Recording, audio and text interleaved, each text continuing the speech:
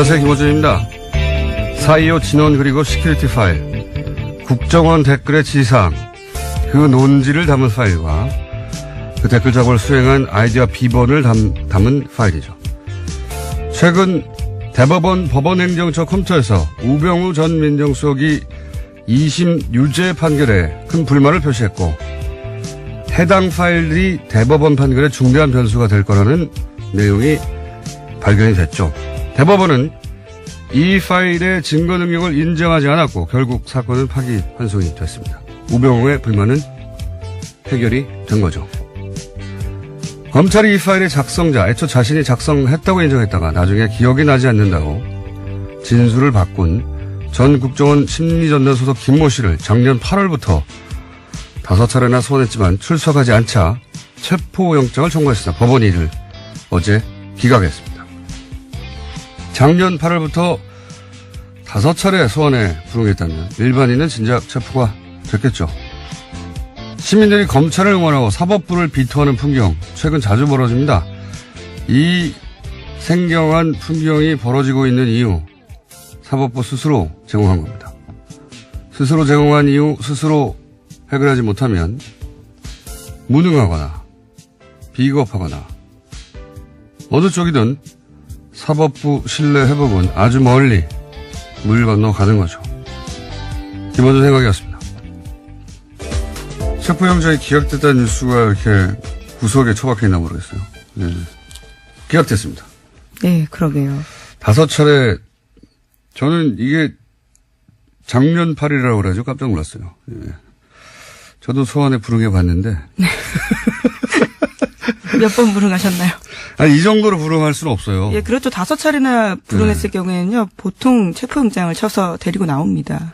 2번, 그것도 이제 변호사 통해서, 일종 조율하고, 그러면서 한 2번, 어떨 경우는 특수한 상황이 되면 3번, 이렇게 모르겠는데, 작년 8월이잖아요. 작년 8월. 이게 언제부터입니까? 이게 작년 8월부터 했는데, 아직도 안 나오면 체포해야 되는 거 아닙니까? 네, 그리고 참고인이 아니라 피의자라고 법원조차 밝히고 있거든요. 그렇기 때문에 반드시 나와서 설명해야 될 부분들이 있는데 나오지 않고 있는 겁니다. 네, 이분이 이제 검찰 수사를 하니까 이제 아프셨어요. 또 아프실 예정인 분들이 많잖아요. 이럴 때는 아프셔가지고 병원에 입원해가지고 계속 안 나오고 있다가 퇴원했는데도 지금도 안 나오는 겁니다. 네. 예, 저도 법정에서 여러 차례 봤었는데요. 기억상실 증언도 굉장히 많이 했습니다. 스스로도 기억력이 부족하다는 이야기까지 했었는데 이제는 아프기까지 하신 거죠. 처음에는 본인이 작성했다고 했어요. 예, 검찰에서는 그렇게 이야기했었습니다. 네, 했는데 나중에 이제 진술을 기억이 나지 않는다고 진술을 바꾸고 대부분은 그걸 받아들여 준 거예요. 예. 본인이 기억나지 않는다고 하니까 본인이 작성한 게 확인이 되지 않는다. 이거 얼마나 편합니까? 네, 자기 이메일은 다 맞고 누구와도 공유한 적이 없지만 첨부 파일만 기억이 안 난다라는 거였습니다. 기억이 나지 않으니까 대법원이 기억나지 않는구나. 그러면 안 되지 하고 증거 능력을 인정하지 않아서 이거 얼마나 편해요. 예, 저도 앞으로 이렇게 할 생각입니다. 무슨 문제가 생기면. 자, 첫 번째 뉴스가 뭡니까? 네, 이명박 정부 시절 국가정보원이 대북 공작금을 사용해서 전직 대통령 뒷조사를 했습니다. 10억 여원으로 김대중 노무현 전 대통령의 뒤를 캔 건데요. 검찰은 최종업 전 이명박 정부의 국정원 3차장 주도로 이러한 비밀 프로젝트가 실행했다는 사실을 확인했습니다. 그리고 구속영장을 청구했는데요. 김대중 전 대통령 뒷조사는 데이비슨이라는 공장명으로 됐고요. 노무현 전 대통령의 뒷조사에는 연어라는 공장명이 붙었습니다. 데이비슨은 뒤에서 나온 것이고 연어는 이제 노무현 대통령 해외 비리가 있으면 그 사람들을 국내로 다시 돌아오게 만들겠다는 이런 뜻이 담긴 거라고 하던데. 네, 하지만 다 실패했습니다. 사실이 아니어서요. 예, 사실무근으로 판결이 나서 실패했는데 이게 이제 실패했기 때문에 드러나지 않을 뻔했던 거죠. 예, 그런데 이게 어떻게 드러났냐 재밌습니다. 갑자기 이름 생각납니까? 네, 원세훈 전 원장. 네. 제가 오늘 멍한 상태거든요. 중간중간에 도와줘야 돼요. 네. 수면 부족으로 멍하기 때문에. 원세훈 원장이 이제 국정원 자금을 유용한 사건을 뒤지는데 그 중에 하나가 호텔 스위트룸을 개인 용도로 빌렸는데 그 자금이 대북 공작금이었던 거예요. 네, 하필이면 대북 공작금을 손을 대서요. 줄줄이 엮이게 된 겁니다. 대북 공작금을 이용해서 대북 공작 능력을 조화시켰기 때문에 북을 이롭게 했으니까 빨갱이죠. 보수 진영의 논리로 따지면 어쨌든 근데 이제 그 자금을 뒤지다 보니까 비는 구석들이 있는 거죠. 그 비는 구석들을 또 따라가다 보니까 이게 나온 거예요. 예. 이런 게 요즘 보수에서 유행하는 단어로 말하자면 정치 보복인데, 근데 이제 그 용어로도 전혀 적합하지 않은 것이 보복이 되려면 김대중 노무현 두 대통령이 이명박 전 대통령을 굉장히 괴롭혔어야 되잖아요. 그런데 사면을 해줘서 정치를 복귀시킨 게 김대중 전 대통령이고, 그리고 청계천 한다고 했을 때 서울시장, 이명박 서울시장 시절에 중앙부처가 이거 협조해주지 않으면 안 되거든요. 보수 정권이었을 때 박원순 시장이 뭐 한다 그러면 그렇게 못하겠어요.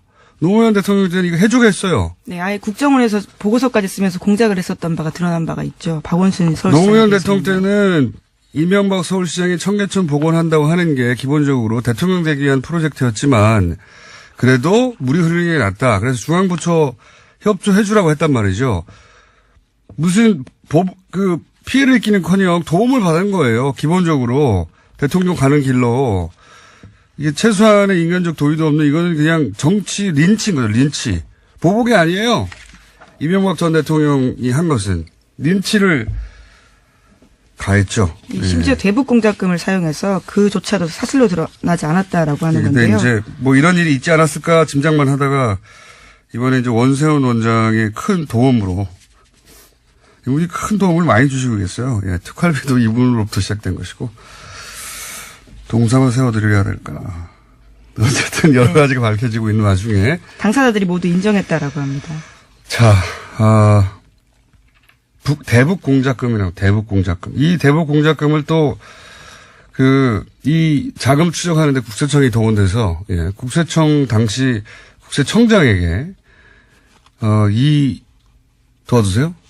예, 이현동이라고요. 네. 당시에는 국세청장은 아니었고 서울지방국세청장이었습니다. 그렇습니까? 예. 그리고 나서는 마지막엔 국세청장이 됩니다. 했죠. 예. 그때 이제 이 공작금을 받았다는 겁니다. 예, 오늘 아침 동아일보 보도인데요. 이명박 정부 시절에 이현동 전 국세청장이 위 프로젝트, 그러니까 데이비슨 프로젝트를 도운 대가로 국정원 돈 받았다라고 합니다. 수천만 원이 쓰였다라고 하는데요. 이 또한 대북 공작금이라고 합니다. 원세훈 전 국정원장이 큰 일을 하고 있습니다. 자, 새로 나온 내용입니다. 예. 대북 공작금으로 전직 대통령들 뒤를 캐다가 실패했는데 실패했던 사건이 이제 드러난 겁니다.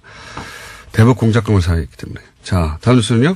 네, 박근혜 정부 또한 세월호 참사 특조위에 대해서 조직적인 방해, 그러니까 공작을 했다는 사실이요. 검찰 조사 결과 확인됐습니다. 여기에는 새누리당 원내수석 부대표였던 김재원 의원, 조윤선 당시 정무수석, 그리고 해양수산부 고위 관계자가 방해 공작을 했다라고 하는데요. 최종 지휘를 한 사람은 이병기 청와대 비서실장이라고 합니다. 특조위가 방해받고 있다. 정부가 당시 박근혜 정부가 특조위를 방해하고 있다는 이야기는 특조위에서 활동하던 분들이 모두 다 했었어요, 그때. 네, 심지어 당시에도 문건이 나온 바가 있습니다. 부정해서 예. 그렇죠. 그때는 이제 해수부 문건이 나왔는데, 예, BH라고요. 인정하지 않았었죠. 근데 지금은, 조사가 이루어져서, 누가 그 일을 주도했는지가 이제 특정되기 시작한 건데, 여기 또 의외로 조윤선 전 장관이 등장을 하네요. 해수부 고위 관계자야, 당연히 해수부 관할 부처니까 등장을 했을 텐데 조윤선 정무수석이 당시에 이 사안에 관여했다. 네, 이 사안이 또 기소되면 조윤선 전 장관의 형량이 늘 수가 있겠네요. 네, 굉장히 구체적으로 장소와 시간이 특정되고 있는데요. 2015년 1월 달에 세 사람이 만나서 특정 호텔에서 만났다라고 합니다. 그러면서 박근혜 전 대통령 7시간 행적 등을 조사하려고 했던 특조위 방해 공작 논의했다라고 하는데요. 여기서 제로베이스라는 단어가 나온다라고 합니다. 그러니까 특조위 인원과 예산을 모두 축소해서 집행하라라는 의미로 보고 있다고 그러니까 합니다. 특조위 출범하기 이전 제로베이스처럼 만들어버리라 뭐 이런 의미였던 것 같은데 이게 이제 그 이후에 벌어진 일을 생각해 보면 당시에 여야가 추천한 특조위원들이 있었어요. 근데 어느 날 갑자기 이 특조위원들 기자회견을 여는 겁니다. 기자회견을 하고 나서 싹 빠져버리죠. 네. 심지어 여당 추천 의원들이 특조위를 비판하면서 나가는 겁니다. 그리고 나서 그때 이제 특조위에 파견된 공무원들도 있었거든요. 공무원들도 싹 철수를 해요. 그러니까 야당 추천 인사들만 남았는데 공무원들이 도와줘야 부처에서 무슨 협조를 받죠. 아무것도 못하는 거예요. 근데 복사나 팩스도 보내지 못했던 상황이라고 저도 기억하고 있는데요. 그때 이분들이 사실 엄청나게 항의했는데 언론이 제대로 다뤄주지 않았었는데 생각해 보시면 보십시오. 당시 이명기 청와대 비서실장은 사실 국정원장 출신이죠. 예. 국정원에서 이런 일을 했던 것도 드러났었죠. 이 공무를 공작처럼 한 거예요. 예. 자기들끼리 모여가지고 이렇게 싹 특조위 활동을 방해하자 한 다음에 여당이 당시 새누리당이 추천한 특조위원들한테 기자회견을 시켜줘. 시키면 합니다. 시키면 해요. 그리고 공무원을 철수시키죠. 시키면 하는 겁니다. 다 이렇게 한 다음에 결국은 무력화해서 할 수 있는 두 손 들게 만든 거죠. 예. 그거 알아야 합니다. 당시 이명박 박근혜 정부 시절에는 정권이 좋아하거나 싫어하는 일들은 공적 업무를 공작처럼 했어요. 자원외교 좋아하면 공작처럼 진행하고, 예. 예를 들어 세월호 특조위 싫어하면 공작처럼 방해하고. 이게 이제 정말 뒤져보면 어마어마하게 많이 나올 것 같아요. 그래도 된다고 생각했거든요. 그때 당시 정권. 당시 김재원 의원은 세금 도둑이라는 프레임을 만들어서 특조위를 굉장히 비난했었는데요. 하지만 이에 대해서 김재원 의원은 조윤선 수석과 해수부 고위 관계자 따로 만난 기억 없다라고 현재로서는 부인하고 있다고 합니다. 글쎄요, 기억은 없으실 수 있겠죠. 불리한 기억은. 예, 특별한 상황에서. 근데 이제 이게 이 정도 나왔으면 제가 보기에는 곧 기소가 될 것 같네요. 예. 네, 해수부 차관과 해수부 전 장관들이 피의자 신분으로 나와서 이와 같은 사실에 대해서 진술하고 있다라고 합니다. 그러니까요. 이미 그때 만났던 그 자리에 있었던 사람들이 얘기를 하고 있으니까요. 자, 다음 수는요. 네, 현직 검사가 자신이 겪은 성추행을 폭로했습니다. 서지현 창원지검 통영지청 검사인데요. 서 검사는 가해자로 당시 법무부 간부 안태근 검사를 지목했습니다. 당시 법무부 핵심 간부에게서 사과받기는커녕 인사상 불이익까지 당했다라고 이야기하고 있는데요. 또 성추행 사실을 당시 최교일 법무부 검찰국장, 그러니까 현재 자유한국당 의원이 앞장서 덮었다라고 주장도 했습니다. 저는 이 서지현 검사 인터뷰는 우리 사회의 이제 보수성 그리고 현재 여성의 사회적 지위 혹은 검찰 조직이라는 특수성을 다 감안했을 때 개인적으로 굉장히 역사적 인터뷰라고 생각합니다. 네. 왜 역사적 인터뷰라고 아마 두고 이정표가 되는 인터뷰가 그런 인터뷰로 기록이 되지 않을까. 굉장히 힘든 인터뷰군요, 이게. 네, 굉장한 용기를 냈다라고 봅니다. 예. 이 인터뷰 본인도 용기를 냈겠지만 인터뷰로 인해서 많은 같은 처지에 있는 여성들이 위로도 받고 격려도 받고 그리고 용기도 되고 그래서 더 적극적인 폭로로 이어지는 이제 계기가 됐으면 좋겠는데 이게 헐리우드의 제작자 하비 웨인스타인인가요? 예. 네. 그 사람에게 당했던 알리사 생각이 안 나네요. 네, 제작자와 배우들이 많습니다. 네, 예, 많습니다. 최초 폭로가 알리사 도시 이름인데 이탈리아 기억이 안 나네요. 알리사 못 로마인가요? 알아들어서 죄송합니다. 알리사 로마인가요? 베네치아인가요? 밀라노인가 합니다. 밀라노의 폭로로부터 시작된 건데 그래서 미투 해시태그가 전 세계를 휩쓸었죠. 예, 작년에 올해의 인물로 뽑히기도 했습니다. 이와 관련된 인물들이요. 우린 조용했어요. 예, 그런 일이 없어서가 아니라 그 일을 공개했을 때 입을 수 있는 피해가 굉장히 두려웠던 거죠. 예. 예, 꽃뱀 취급을 받는다. 이렇게 걱정을 했을 것이고. 혹시, 조직에 괜히 평지 풍파를 일으키는 거 아닌가. 그러니까 스스로 자책하는 거죠. 스스로 자책하고, 이 사회 시선을 내면화해서 잘못은 내게 있는 게 아닐까. 매 맞는 안에 증후군 같은 거죠. 예. 그런데 이제 그걸 서지현 현직 검사를 깨고 등장한 겁니다. 저는 대단한 인터뷰였다고 생각이 들고, 이걸 제가 했어야 되는데. 네, 어제 원래 글을 먼저 올렸었는데요. 관련 글에서는 캠페인이 미투 해시태그 달았다라고 합니다. 네. 그리고 관계자들의 반론도 말씀드려야 될 것 같은데요. 안 전 국장은 오래된 일이고 술 마신 상태라 기억이 없지만 있었다면 사과한다라고 하고요. 최교일 의원은 전혀 기억이 없다면서 왜 나를 끌어들였는지 이해하기 어렵다라고 주장하고 있다고 합니다.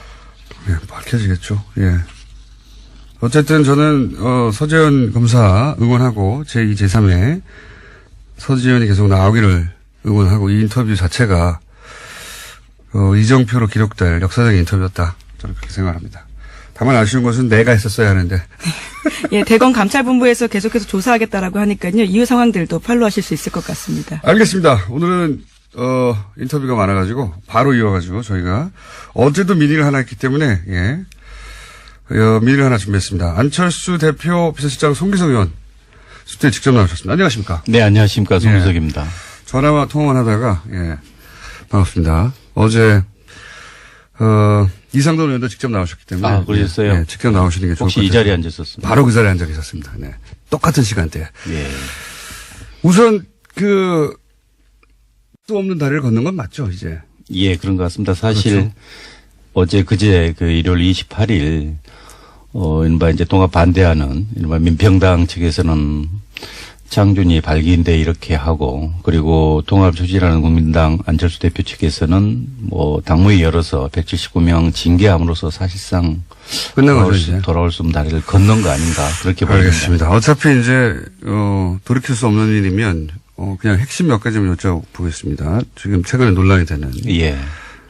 그 전당대회 때 이제 당원을 이것저것 바꾼 거 이것에 대해서 반대쪽에서는 꼼수라고 하는 평가에 대해서는 어떻게 생각하십니까? 당원 자체를 바꾸지는 않았습니다. 그렇지 않아도 당규문만 바꾼 겁니다. 그렇죠. 이제 네. 당원까지 예를 들자면 그러니까 대표 당원에 의한 투표 방식의 전당대회가 아닌 다른 거기다 또는 추가하거나 그걸 논란이 있었는데요. 일단 정면 돌파한다는 측면에서 당원은 개정하지 않았고 당규만. 예, 당규만 이제 그 전당대회 방식에 대해서만 좀 당규를 바꿨는데 이게 좀 여러 면에서 꼼수다라는 평가에 대해서는 어떻게 생각하십니까? 네, 새벽 6시에 시작한다든가 보는 입장에 따라서는 그렇게 볼 수도 있는 것 같습니다. 왜냐하면 전통적인 의미에 그러니까 한 장소에 특정 시간에 모여서 거기서 잠깐 토론 후에 투표하는 그런 형태가 전통적인 전당대회 아니겠습니까?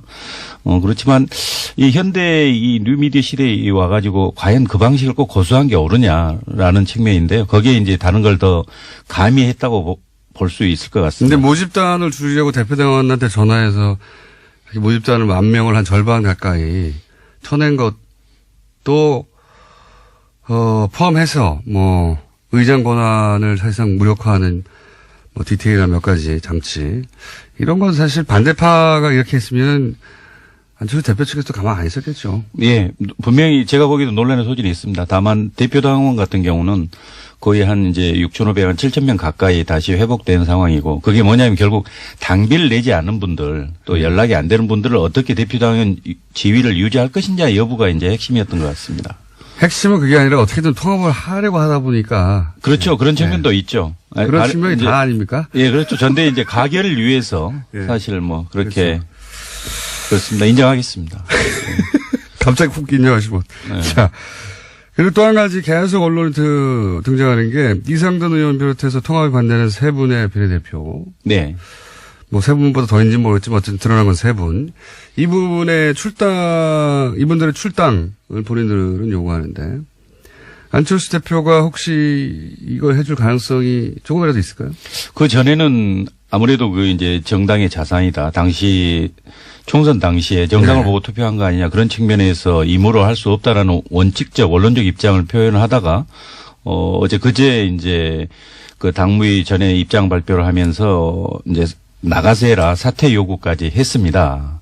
근데 사퇴하면 의원직을 그러니까요. 그래서 제가 보기에는 지금 우리 당 상황은 좀 통상의 상황은 아니라고 봐야죠. 더더군다나 사실상 분당 상황 아니겠습니까? 이런 경우는 그게 과연 그 의원직을 유지해 주는 게 오느냐 아는 게 오느냐. 다만 정치적 상황 변화에 따라서는 정치적으로 해결해야 되지 않겠습니까? 정치적으로 해결한다는 것은 유승민 대표의 표현에 맞춰서 이해하면 출당시켜 주라는 건데요. 네. 안철수 대표가 그렇게 할까요? 아마 상황에 따라서는 그렇게 갈 수도 있을 것 같습니다. 왜냐하면 그건 절대 안 된다고 말하는 것은 좀 통상의 경우와는 다르기 때문에 제가 이제 이렇게 그렇죠. 말씀드린 겁니다. 안철수 대표가 국민의당 창당할 때도 민주당 소속 비례 이 얘기 여러 번 나오지만 네, 그랬습니다. 언론에서도 그러니까요.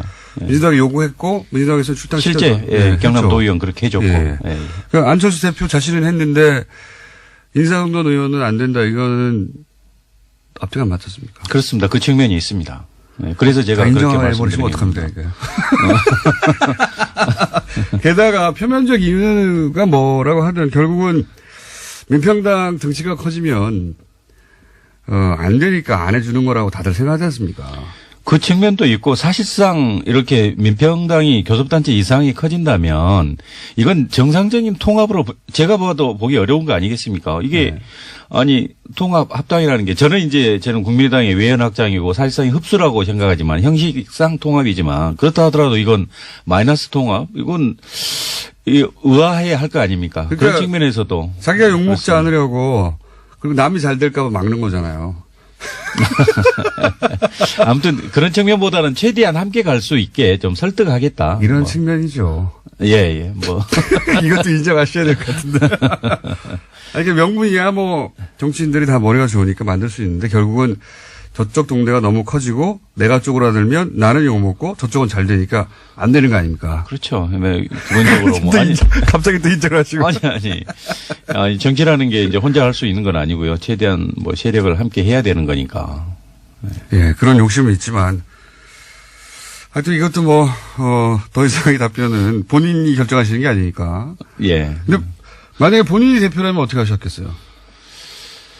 저는 실제 창당 과정에서 또 당선 과정에 그분들도 많은 노력을 한 거 사실입니다. 예. 비례대표라고 해서 가만히 있어 비례대표 된 거 아닙니다. 당연하죠. 예. 그렇기 때문에 결국 그분들의 합류도 표에 도움이 됐어요. 그렇죠. 실제 이제 그 상황에 닥쳤을 때 지금 이제 그 직전 단계까지 왔지만 그 상황에 닥쳤을 때 진지하게 논의해서 당원과 국민들이 납득할 수 있는 방법으로 해결해야죠. 네. 본인이면 출당했겠다는 얘기네요. 네, 그렇습니다. 우리 쉽게 말씀하셔가지고 인정 송기석 선생이라고 지금 문자가 올라오고 있는데 그런데 그 최근 언론에서는 언론이 하도 뭐 오보도 많고 소설도 많긴 합니다만 언론에서는 비서실장 송기석, 안철수의 비서실장 송기석 이렇게 쭉 보도되다가 최근에 안철수 대표 거래를 좀 두기 시작했다라는 표현이 등장하기 시작했어요. 예. 이게 이 보도가 나온 게 어떤 맥락에서 나온지 알고 계십니까? 그리고 이게 사실인가요? 예, 아마 그 기본적인 입장이 이제 무조건 통합의 찬성파 아니냐라는 뭐 그런 시각에서 출발한 것 같은데요. 제가 개인 안철수의 비서실장이 아니고 국민의당 당대표의 비서실장 아니겠습니까? 국민의당이 바른 방향으로 가게 하는데 조언해야 되고 대표를 보좌해야 되는가 그런 측면에서 이제 보면 좀 제가 보기에도 좀 비합리적인 부분에 대해서 지적을 하고 그런 부분에 대해서 좀 무리수가 이게 있었죠. 아무튼 그 법률가 시각에서 봐서는 좀 지나친 부분이 분명히 있었습니다. 네. 판사 출신이시잖아요. 예, 그렇습니다. 좀 지나친 게 아니고 많이 지나치지 않았습니까? 무리수를 많이 두지 않습니까, 사실은? 어떻게든 통합을 사실 정치적으로 이해갑니다. 통합을 안 하면 정치 생명이 이제 끝장날 판까지 사실 판이 벌어졌으니까 가긴 가야 하는데 그 과정에서 무리수가 있긴 있었죠.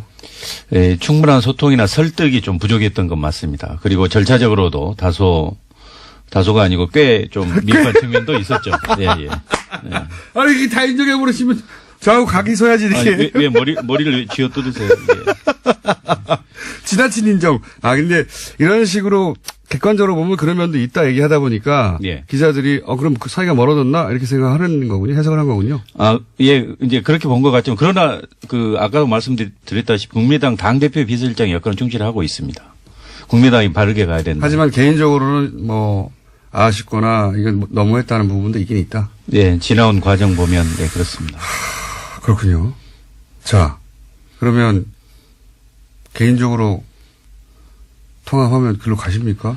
아니면 무소속 됩니까? 아니면은 좀 생각해 보셔야 됩니까? 지금 상황에서는. 그런데 제 개인적으로 저는 이렇게 생각할 때 통합이라는 것이 결국 저는 국민의당이 중도 개혁에서 외연 확장인데 그래서 외연 확장의 범주 내에 개혁적 보수니까 바른정당 다수가 포섭된다고 보는 겁니다. 그렇기 때문에 그 방향이 옳다. 원칙적으로는 그렇게 생각하지만 그러나 이런 형태의 분당 마이너스 통합 이건 바람직하지 않다는 게 제 생각입니다. 그래서 이제 앞으로 남은 방법은 실제 17분은 이제 거의 분당의 길로 갔고 나머지 중재하는 의원들을 이분들을 어떻게 설득할 것인가. 그럼 안철수 대표께서 그분들 요구에 따라 양보를 할 것인지 아니면 더 설득할 것인지 아니면 바른정당 의원들이 실제 개별 입당으로 해서 이런 문제를 해소할 것인지 그런 건 결국 정치적 역량 또 정치적 결단의 문제 아니겠습니까? 이제 실제 그 상황이 닥치면 저도 판단하겠습니다. 판단하겠다는 말씀은 무조건 합당 통합화 쪽으로 가는 건 아니라는 거네요. 네, 그렇습니다. 이거 처음 듣는 이야기인데 거리 멀어지신 거 맞네요. 아니, 뭐, 정치적 상황에 따라서는 어떤 생각을 하느냐는 분명히 생각 차이가 존재할 수 있죠. 하여튼 이제 당대표 비서실장으로서 그 역할을 충실히 해왔고, 예. 그래서 개인 감정 없이 해왔으나 그 사이에 직접 보고 겪은 과정 속에서는 이게 좀 무리한 부분이 있다. 만약에 비서실장이 아니었으면 비판하셨을 만한 사안이 있었다는 얘기네요. 그죠? 그렇죠. 또 내부적으로는 또 쓴소리도 계속 했고요. 네. 네. 그러다 보니까 이제 최후의 결정의 순간이 다가오고 있는데 그럴 때는 마음을 결정하셔야 되는 거 아닙니까? 예, 그래야 되겠죠. 그런데 지금 무조건 통합은 아닌 것으로 그거는 내가 고민해 봐야 한다. 이 정도 선까지 오신 거군요. 네, 그렇습니다. 멀어지신 거 맞는 것으로 오늘 인터뷰를. 예. 저희가 그 이상돈 어제 의원만큼 대립각이 쓰는 시간, 그 대립각이 쓰고 그 시간만큼 드리려고 했는데 이게 다 인정하셔가지고 시간도 다 썼고 대신 저희가 따로 한번 모셔야 될 것 같습니다. 따로 한번. 서정 검사 말고요. 저를 또 예. 네. 네, 좋습니다. 법률 용어가 갑자기. 자, 아니, 어제 이제 반대파와 사실은 찬성파의 대립구도로 이제 모셨는데. 예. 약간 가운데로 오셨기 때문에. 게다가. 아니, 근데 저는 그 반대하는 분들의 그 논리에 대해서는 수긍을 못 합니다. 알겠습니다. 이게 어떻게 호남을 버리고 탈호남이고 뭐 햇볕 적절을 버리고 그런 보수 대합이고 이건 전혀 동의하지 않습니다. 동의하지 않지만 예, 그렇다고 예. 통합파의 그대로 자동으로 따라갈 거라는 생각은 다른 사람들이 그렇게 생각하면 그건 오산이다. 나는 나의 판단을 새로 다시 시작하겠다. 예, 통합은 원칙이 맞지만 이런 형태의 이렇게 분단까지 가는 이런 바람직하지 않다고 생각합니다. 알겠습니다. 오늘 여기까지 하겠습니다. 약간 멀어진 걸로 확인된 송기석 의원이었습니다. 감사합니다. 네, 고맙습니다. 휴전 목요일 날 JTBC에서 가상화폐 토론회가 있었습니다. 굉장한 화제였습니다. 특히 유시민 작가 단연 주인공이었죠. 네. 직접 오셨습니다. 안녕하십니까? 안녕하세요. 네. 샤랄랄랄라 이건 또 무슨 음악이야.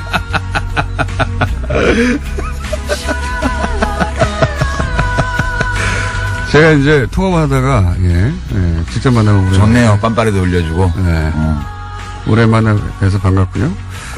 근데 이제 토론, 이건 뭐 사적인 불만인데 토론회 하는 시간과 날짜가 하필이면 블랙하우스, 개업식 직전에 일부러 그날 잡은 거죠. 그건 이제 썰전 제작진이 네. 그 사장실에 가서 네.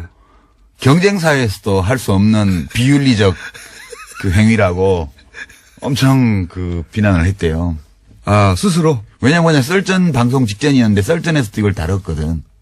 아하. 썰전에서 다뤘는데 또 했구나, 앞에서. 그렇지. 예. 그래서 썰전 제작진이 이거는 경쟁사 사이에서도 할 수 없는 차마 비윤리적인 행위라고 하는 그러니까 거예요. 블랙하우스 개업식을 망가뜨리려고 하는. 그만큼 이 문제가 급한 문제여가지고. 그러면 이 문제는 결국은 손석희 사장님의 음모네요? 그렇지. 자, 원래 사실은 하고 싶은 이야기는 썰전이 다 풀기 때문에 유시민 작가는 이 섭외에 응하지는 않았습니다. 예. 근데 오늘은 직접 스튜디오에 따로 출동을 해야 할 만큼 이 심각한 사태가 벌어졌다고 이제 판단하신 거죠. 뭔가. 그렇죠. 예. 썰전이나 JTBC 이외에 또 어딘가에 가서 이거 꼭 풀어야 되겠다 생각하신 거죠. 뉴스 공장밖에 없지. 그렇다고 봐야죠. 네.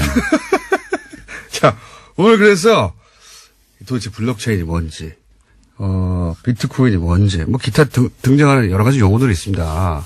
분산 원장이라는 단어도 등장하고요. 뭐 영어도 막 등장해요. 예. 작업 증명 이런 거 등장하고 기사 읽다 보면 포기하게 돼요, 중간에. 근데 문제가 근데 뭐냐면 모든 기사의 뒤에는 거래소 광고가 붙어 있어요. 인터넷에 보면. 그렇죠. 예. 그 얘기 좀 이따 할 텐데. 요 기술적인 얘기를 조금 먼저 하고 넘어가야 되는 것이 보통 이제 이런 기사 읽다가 이런 본인이 그 직관적으로 단숨에 이해가지 않는 상황이 등장하면 아, 이건 내가 모르는 영역이구나. 그렇지. 모르는 영역이기 때문에 내가 여기다 토를 달면 안 되고. 입 다물어야겠다. 그렇죠. 내가 뭘 잘 모르는 걸 거야. 이렇게 생각하게 되고 남들이 떠드는 것만 보게 된단 말이죠. 근데 사실 이 비트코인 혹은 뭐 블록체인 기술이라는 게 이제 유시민 작가가 이제 나왔으니까 이제 쉽게 예를 들어 설명하겠죠. 예, 못하면 퇴장이고요. 알고 보면 뭣도 아니야, 이거. 뭣도 아니야. 그래서 일단 이 2부에서는 이게 무슨 기술인가 얘기를 한번 풀어보려고 합니다. 자, 그래서 유시민 작가가 설명을 했는데 어려우면 제가 다 대신하고요. 그리고 필요 없으니까 3부는 안 나오는 것으로. 예. 이게 인류 역사상 있었던 수많은 투기 사건, 사기 사건 중에 가장 난해하고 우아한 사건이에요. 난해하고 우아한 그 뒤에 뭐 하나 붙는 거 아닙니까?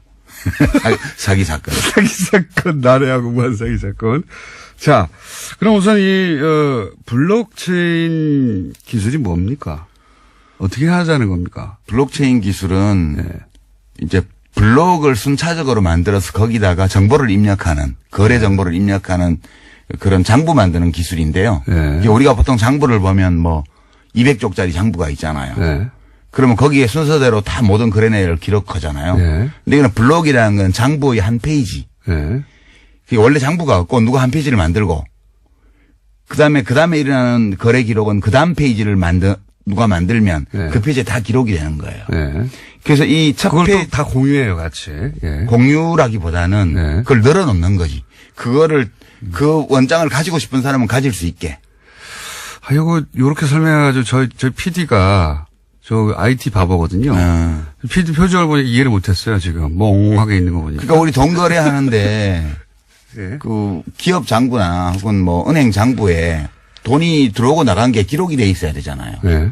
근데 그거 은행 필요 없이 우리끼리 그냥 사람들끼리 누군가가 장부를 만들면 네. 그 장부에 막 기록이 되게 하는 거야. 이렇게 장부 한 페이지가 블록 하나예요. 장부 한 페이지가 블록 하나고. 네. 블록체인은 뭐냐 하면 첫 번째 장부에 이름이 있어. 네. 제네시스 블록이라 그래서 네. 원조 블록. 네. 거기에 장부 맨 끝에 나오는 기록 하나가 그 다음 페이지 맨 위에 올라가고. 그렇죠. 예. 자세히 하시네. 네. 그 다음 페이지의 맨 끝에 엔지니어 아니시면서 자세히 하시네. 네. 네. 그래서 그 페이지마다 이름이 정해지는 거예요. 네. 순서대로. 네, 맞아요. 그러면 페이지 이름을 보면 그 앞에 페이지가 어느 쪽 페이지고 뒷 페이지가 어느 페이지인지 다 알 수가 있어. 그렇죠. 네. 네.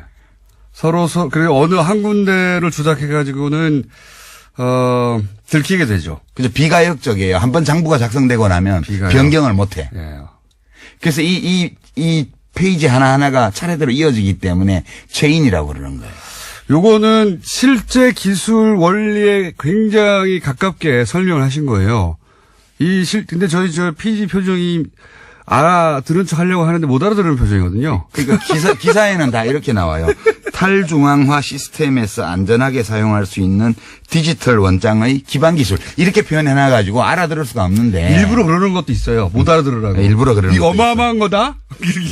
이거 대단한 거야? 너 모르지 이거 뭔지 뭐 이러면서 내가 시킨 대로 해야 돼. 뭐 그런 거. 근데 제가 또 한번 그러면 설명해 볼게요. 왜냐하면 저도 그런 방식으로 주변에 제가 또 나름 공돌이 출신이에요. 설명해 보려고 했더니 잘 못 알아듣더라고요. 잘 못 알아들어가지고 이제 야동 있지 않습니까? 예.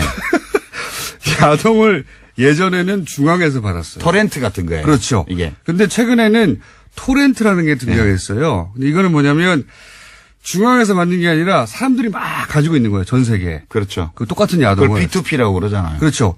근데 전 세계 예를 들어서 10,000명이 가지고 있으면 그 파일을 10,000개로 쪼개가지고 여러 사람한테 받는 겁니다. 그러니까 중앙이 없고 자기들끼리 주고받는데. 그렇죠. 자기 개인 서버의 용량이 안 되니까 조금씩 나눠서 받는 거예요. 그렇죠. 그걸 토렌트라고 해요.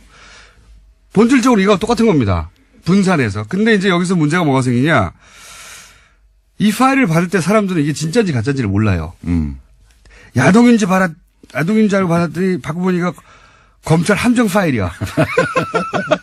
그럴 수도 있잖아요. 네, 그런 가능성은 없어요, 이거는. 그렇죠. 네. 요 문제를 이제 해결하고 싶었던 거예요. 그렇죠. 블록체인은 그러면 10명한테 파일을 나눠서 받는 거야. 똑같아. 뭐 10명이나 1,000명이나 10명이라고 합시다. 비유적으로. 근데 이걸 도대체 이 파일이 야동인 줄 어떻게 확인할 수 있을까? 그러니까 신뢰할 수 있도록 해준 거예요. 그렇죠. 어떻게 신뢰할 수 있도록. 그 머리를 굴리기 시작한 겁니다. 그러니까 사토시 나카모토라는 이름을 쓰는 익명의 공학자 또는 뭐 공학적 그룹이 2008년도에 논문을 하나 딱 냈는데 그거는 학술지에 낸 게 아니고 화이트 페이퍼라 그래서 그냥 인터넷에 띄운 거예요, 논문을. 네. 그리고 몇 달 후에 2009년 1월 초에 이 시스템을 론칭을 해요. 비트코인 시스템을. 네. 그러니까 이 시스템에 들어와서 접속하는 사람을 피어라고 그러고요. 네.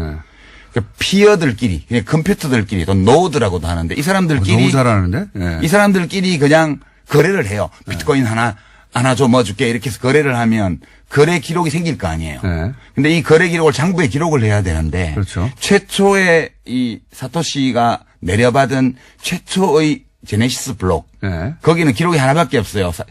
이 받았다. 네. 비트코인 받았다. 네. 이거 채굴해가지고. 네. 이 블록을. 첫 번째 채굴이니까. 예, 블록을 만드는 걸 채굴이라 그래요. 아, 이것도 설명해야 되는데. 아니, 채굴이라 그러는데. 저희 그러니까 PD가 이때까지 못 알아듣다가 본인이 못 알아듣는 걸 표시를 내기 싫으니까 고개 끄덕끄덕해서 알아들은 척. 그러니까 우리가 이제 사람들이 그 시스템에 비트코인 시스템에 쫙 들어와서 예. 서로 막 거래를 해요. 예. 그럼 거래 정보가 기록이 되려면 장부 페이지가 만들어져야 하는데 그게 한 페이지가 한 블록이라 그랬잖아요. 예. 그러니까 10분마다 블록이 갱신돼요. 10분마다. 예. 그럼 새로운 블록을 만드는 놈은 장부를 만든 놈이잖아. 예. 얘한테 보상을 해줘야 돼. 그렇죠. 그게 처음에는 50비트코인을 줬어. 예. 블록 하나, 장부 한 페이지를 만들면. 예. 그리고 이 장부에 앞으로 기록될 거래 내역이 생길 거 아니에요. 예. 그러면 그 거래 내역의 숫자에 따라서 또 수수료를 줬어요. 예. 그 수수료가 비트코인입니다, 사실. 그렇죠. 예. 수수료와 이해가 보상금을 다 모르네. 비트코인으로 준 거지. 예. 처음에는 보상금을 블록 하나에 50비트코인 줬다가 예. 21만 개 만들어질 때마다 반씩 줄여갖고 지금은 12개 반인가 줘요. 예. 지금 그동안 세월이 가서. 자, 요게 이제 기술 원리에 아주 부합한 설명입니다. 아주 부합한 설명인데 제가 야동으로 다시 한번 시도해 볼까요? 이 야동은 신뢰가 없잖아. 그게 야동을 어떻게 신뢰할까 고민한 거예요. 예를 들면 이거 받기 전에 내가 이게 틀림없이 야동이라는 걸 알아야 되잖아요. 네. 받는 과정에도. 그럼 어떻게 했느냐. 10명에다가 10문제를 풀게 한 겁니다. 다. 그 10명이 쫙 있다. 파일, 그렇게 설명하면 안 되고. 못 알아들으시는 표정이에요. 그러니까 이제 지금 이 비트코인 시스템이 모든 암호화폐의 이제 기본 형태인데 예. 이 사토시라는 자가 하여튼 사람인지 아닌지 모릅니다, 현재. 사토시라는 자가 이 집단이지. 시스템을 설계를 했어요. 예. 근데 재밌는 게 사람들이 여기 들어와야 될 이유가 없는 거야. 그렇죠. 이거를 퍼블릭 블록체인이라는 이름을 붙여서 예. 퍼블릭 아니거든요. 우리가 보통 생각하는 퍼블릭은 공공재 예. 이걸 퍼블릭이라고 그러는데 이거는 퍼블릭하고 아무 상관이 없어요. 예. 그냥 오픈돼 있는 거죠. 사람들이 들어와야 되는데 안 들어올 이유가 없어. 그러니까 도토리 줄게. 예. 그래서 와서 없습니다. 열심히 이제 문제를 풀어서 예. 그 원장 장부를 만드는 놈한테 상을 주는 시스템을 만든 거예요. 그 상위 비트코인인데. 비트코인으로. 예. 그런데 이제 이 페이지 하나는 나도 말하고 싶어 죽겠네, 이거. 이거 얘기해봐요. 손님이니까 해보세요. 페이지 하나는 용량이 1메가바이트예요. 예. 그러니까 블록 하나의 용량은 1메가바이트고 예. 이 1메가짜리를 계속 돌릴 수는 없으니까 헤더라는 걸 만들어서 예. 그 1메가바이트에 정보를 표시하는. 최대 거죠? 용량인 요 블록의 주요 정보를 딱 요약해서 80바이트로 헤더에 딱 저장을 해요. 색인 같은 거죠, 색인 같은 거. 네. 근데 우리가 보통 사람들이 쓰는 거는 그 180기가바이트 이상의 데이터를 다운받아야 되는 그 비트코인 시스템 전체를 다운 안 받아요. 그렇죠. 사람들은 대부분 헤더만 다운받아요. 예. 그래서 이거를 완전 노드라 그래서 완전히 다 비트코인 코어를 받아서 채굴하는 사람을 예. 완전 노드라 그러고 예. 이 거래를 위해서 지갑만 만들어서 맞습니다. 그 지급 검증 모드라 그래요. 그거를 헤더만 다운받는 거를. 예. 그러니까 이게 장부를 연속적으로 만들어 나가서 그걸 되돌릴 수 없게 만들어서 이 시스템에 들어온 사람은 서로를 신뢰할 수 있게 하는 거예요. 근데 이 장부를 만들려면 저희 PD 포기했어요, 얼굴이 보니까. 그래요? 아니, 이해하고 싶어 죽겠거든요, 자기도. 근데 이제 따라오다가, 아니, 난 안 되나 보다 하고 지금 그 표정이에요, 지금. 하여튼 그런 거예요. 그렇게 장부를 만드는 사람한테 상 주는 시스템이야. 제가 그러면, 왜냐면 이게 원리에 정확하게 부합되는 설명이 맞아요. 제가 알고 있는 바. 근데 제가 그 설명으로 설득시키나 이해시킨 사람이 별로 없어가지고. 아니 그냥 이렇다는 거 알면 돼요. 그냥 별거 아니라는 거. 제가 이제 아주 쉬운, 원리에는 약간 벗어나지만 본질은 비슷한 겁니다. 예를 들어서 비밀번호가 하나 있어요, 비밀번호가. 이 비밀번호가 있는데 그 사진을 찍었어요.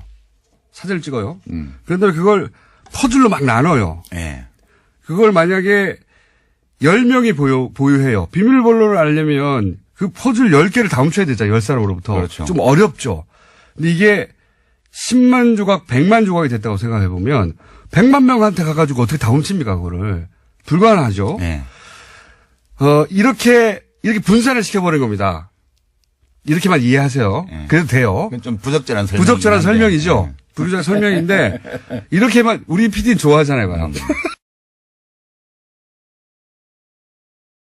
우리 PD 수에 맞추면 그런 겁니다. 아니, 사실은 이게 신뢰성이 있는 거는 그 비유도 좋지만, 이제 뭐 문제를 풀어야지 돼요. 여기서 그렇죠. 뭘 하려면. 예. 그러니까 10분마다 원장이 만들어지는데 여기서 뭘 해야 되는데, 얘네들이 암호화를 많이 해놔가지고, 이런 거예요. 까만색 칠을 해놓고, 이건 무슨 색깔, 무슨 색깔, 무슨 색깔을 몇 프로씩 쓸 건지 찾아내.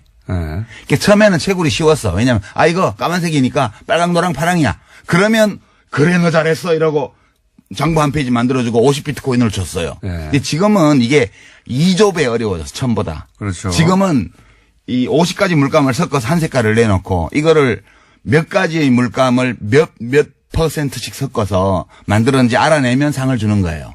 이게 블록을 주는 거예요. 비유하자면 그런 네, 겁니다. 근데 이거를 이론적으로 규명할 수가 없고 다 해봐야 돼.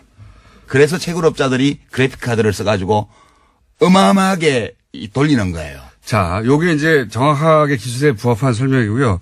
제 방식으로 퍼즐을 이제 해볼게요. 퍼즐을 맞춰야 되잖아요. 네. 그래 비밀을 알고 싶어요. 돈을 훔치고 싶어서. 그렇지. 퍼즐을 맞춰야 되는데 조각이 너무 많아요. 조각이 너무 많으니까 컴퓨터가 많이 필요해요. 그렇죠. 예. 그런데 이걸 개인이 할 수 없으니까 이제 이걸 해주고 수수료를 받는 거예요. 그게 채굴업체예요. 예, 그게 채굴이고 그때 수수료 받는 게 비트코인입니다. 채굴이라는 게 조각을 맞춰주고 이게 조각이 다 맞고 이게 가짜가 아니야. 라는 게 누군가 대신 해줘야 되는 건 조각이 너무 많아. 그렇게 생각하시면 됩니다. 난 비밀번호를 알고 싶은데 이게 정확하게 기술에 부합되는 내용은 아니지만 본질이 그렇다는 거예요. 그걸 작업증명이라고 그래요. 그렇죠. 그 과정을. 예. 그러니까 이게 맞나? 안 맞나? 네, 수학 문제를 푸는 게 아니고 수많은 경우의 수를 직접 대입해 봐야 되는 거라 가지고 그러니까 컴퓨터가 많은 놈이 이기는 거예요. 10분마다 하나씩 블록이 만들어지니까. 예. 그러니까 어마어마한 그 양의 그래픽카드 GPU를 설치해 놓고 그거를 쪼개서 10,000대 가지고 작업하면 100대 가지고 하는 놈보다 100분의 1의 시간에 할 수 있는 거지. 예. 그래서 전기를 많이 먹는다는 것이고. 어마어마하게 먹는 거지. 어마어마하게 쌓아놓고 하는 거예요. 컴퓨터 한 대에 할 수 있는 일이 아니니까. 근데 문제는 예. 그거를 이제 해서 풀었네? 조각을 맞췄네? 그러면 잘했어 하고 수수료 하나 딱 주는 겁니다. 수수료가 아니라 블록 하나가 만들어지면서 네. 이제 문제는 그걸 비트코인이라고 하는 거죠. 난이도는 첫 번째 제네시스 블록하고 네. 50만 번째 블록을 비교를 하면 50만 번째 게 그 1조 8천억 배 어려워요. 난이도가. 숫자도 다 기억하면. 약 이분이 1조 진짜. 8천억 배 어려운데 그러니까 채굴은 어려워지니까 비용이 많이 드는데 예. 비트코인 값이 안 올라가면 채굴이 안 돼요. 그러니까 채굴이 스톱되는 순간 이 시스템은 다 다운되는 거기 때문에 무슨 수를 쓰더라도 이 시스템을 돌리려면 값을 올려야 돼요. 그래서 사기꾼들이 이제 사기적인 방법으로 값을 올리는 거죠. 자, 여기까지는, 저희 PD의 눈빛으로 봐. 한 3분의 1 정도를 이해하는 척 하고 있어요. 이해하는 척 하고 있고. 몰라도 돼. 별거 아니라는 것만 알면 돼. 하여튼 기술이라는 게 어렵게 들리지만 본질은 그렇게 어려운 게 아니다. 예. 근데 이제 원래 맞게 설명하셨고 3부에서 그러면 이게 왜 문제인가 본격적으로 얘기를 해보겠습니다. 3부에서. 자, 독학으로 비트코인 전문가 반열에 오르신 유시민 작가와 함께 전문가는 개뿔. 자, 비트코인 얘기를 하고 있습니다. 예, 기술 설명을 초반에는 2부에는 해서 다 이해가 됐다는 분들도 있고 문자를 보니까요. 예, 그리고 어렵다. 나는 PD하고 이해력이 같나 보다 이런 분들도 있고 그리고 김어준 닥쳐라도 좀 있고요. 설명 좀 듣자. 김어준 닥쳐라도 있고요. 예. 김어준 비교가 잘 이해가 간다는 사람도 있긴 합니다만은 전반적으로는 처음 나왔는데 유시민 얘기 좀 듣자. 그래서 저는 2부, 3부에서는 가능하면 참으려고 노력하겠습니다. 물론 튀어나갈지도 모르겠지만. 자, 기술은 이제 그렇습니다. 혹시 이해가 안 가시면 2번, 3번 저희 방송을 다운받아서 들으시면 되고. 이게 왜 문제입니까, 근데? 기술은 그런데. 왜냐하면 이게 이미 망한 시스템인데 이미 망한 시스템에서 나온 코인을 이 사고 팔아가지고 투기 광풍을 일으키고 있어서 왜 망한 시스템입니까? 이게 이제 2가지 이유 때문에 망한 시스템인데요. 그러니까 투기 광풍이 일어난 거는 시스템이 망했다는 거를 기술적으로는 이미 거의 다 확인한 상황에서 거래소들이 만들어지면서 시작된 건데요. 망한 이유는 크게 보면 첫째는 결제를 많이 할 수가 없어요. 이게 원래 중앙기관이 필요 없고, 예. 그죠? P2P로 예. 개인 간에 바로 거래한다 그랬는데 지금 채굴업체들이요. 예. 새로 블록이 형성이 돼야 예. 채굴을 해야 이제 이게 시스템이 계속 유지가 그렇죠. 되는데 예. 0.0001%의 노드 그러니까 이 시스템에 가입해 있는 컴퓨터 예. 사용자 중에서 0.0001%의 채굴업체들이 블록을 만들고 있어요. 예. 그 나머지 99.9999%는 이 채굴업체들이 블록을 생성해 줘야만 예. 거래를 할 수 있는 거예요. 맞습니다. 예. 그러니까 그리고 이 1메가바이트로 한정되어 있는 이 블록의 크기, 블록의 생성 속 트렌드라 그러는데 예. 거래 내역을 1초에 7개밖에 못 적어요, 거기에. 무슨 얘기냐면 비트코인을 물건을 살려고 하잖아요. 그때마다 확인을 해야 되는데. 그렇죠. 그건 예. 10분 걸리거든요, 최소한. 예. 왜냐하면 다음 블록이 형성되어서 예. 그 10분마다 블록이 형성되니까 거기에 이 트랜잭션이 기록이 되고 확인이 돼야 거래가 성립돼요. 예. 그러니까 미니멈 10분이고요. 수수료를 적게 표시하면 처리가 3일, 5일, 일주일도 안 돼요. 맞습니다. 수수료가 높은 거는 빨리 해줘요. 그럼 거래소에는 어떻게 이렇게 순식간에 되느냐? 그거 설명해 주셔야죠. 거래소는 지금 저 암호화폐에 뭐 비트코인 포함해서 거래하는 사람의 대부분이 네. 암호화폐 지갑이 없어요. 그때 무슨 이 얘기냐? 블록체인 시스템에 안 들어와 있다고요. 예. 이거를 이제 들어와 있는 노드 컴퓨터로 하는 사람을 이제 온 블록체인이라 그러고요. 예. 이 블록체인 시스템과 전혀 무관하게 바깥에서 거래하는 사람 그를 오프 블록체인 거래라고 그러는데 예. 대부분의 암호화폐 거래가 오프고요. 예. 이 오프를 담당하는 거는 거래소인데 중개소. 예. 여기서 전자지갑을 갖고 있으면서 따로 DB를 만들어서 자기들 고객하고 거래를 하는 거예요. 예. 그래서 이 대부분의 거래가 블록체인과 관계가 없고 예. 이 거래를 블록체인에 집어넣으면 이 블록의 수수료가 커져요. 예. 그러면 그렇죠. 채굴 비용을 감당할 수 있죠. 예. 근데 채굴은 갈수록 어려워지고 아까 그랬잖아. 50만 번째 블록은 첫 번째 블록보다 2조 배 어렵다고요. 예. 1조 8천억 배. 그러니까 채굴 비용이 많이 들어가니까 이 채굴 비용을 뽑으려면 블록체인 보상금이 많아져야 되는데 이건 지금 처음에 50 비트코인에서 시작해서 12.5까지 내려와 있죠. 네, 거꾸로 내려가고 있는 예, 거죠. 수수료는 원래 늘어야 되는데 네. 거래를 처리하는 속도가 너무 느리고 그다음에 대부분의 거래가 오프에서 이루어지기 때문에 네. 보상금으로 들어오질 않아요, 이게. 이게 이런 겁니다. 만약에 블록체인이라는 게 이제 기본적으로 해킹이 불가능하고 그래서 우리가 거래를 할 때 블록체인이라는 플랫폼 위에서 거래가 일어나는 줄 아는데 그게 아니에요. 네, 대부분의 거래가 다 이거하고 무관해요. 그게 아니라 말씀하신 헤더건만 가지고 거래소가 따로 거래하는 겁니다. 사고 그렇죠. 파는 거예요. 네. 예. 그러니까 이게 블록체인 기술을 위해서 해킹이 불가능하도록 거래가 이루어지는 게 아니라 사실 그거하고 상관없이 아무 상관없이 이루어지는 거예요. 겁니다. 그래서 이 거래소가 필요한 것이고 그래서 거래소만 돈을 벌고 있는 지금 거죠. 벌집 계좌라고 해가지고요. 네. 지금 그 실명 확인 안 해주잖아요, 은행에서. 이 벌집 계좌가 거래소에 임원 명의로 법인 계좌를 만들어 놓고 그 계좌하고 거래하는 거예요. 예. 이 투자자들이.